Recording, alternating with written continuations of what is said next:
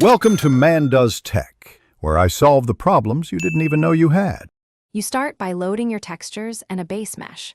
Import each image into the texture palette, then click Texture Add to Spotlight to populate the spotlight wheel. This gives you immediate painting and projection control. Once done, press Shift+Z to toggle spotlight visibility and scale the dial so the image matches your model's area. Make sure to use Power of 2 images for cleaner projections. That reduces stretching and artifacts when you project details onto your high-resolution mesh. Now position the spotlight image over the target region and set opacity and blend to see how the image lays down.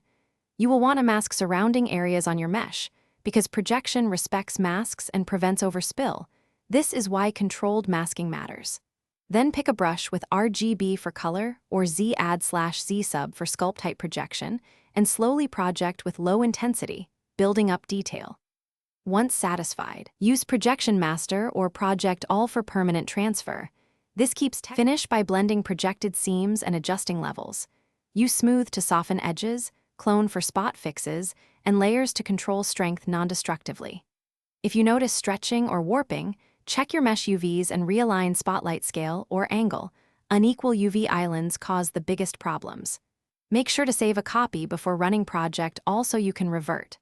Finally, bake or export your texture once everything looks correct. And remember that small incremental projections build the most natural results. Thanks for watching. If you found this helpful, don't forget to like and subscribe.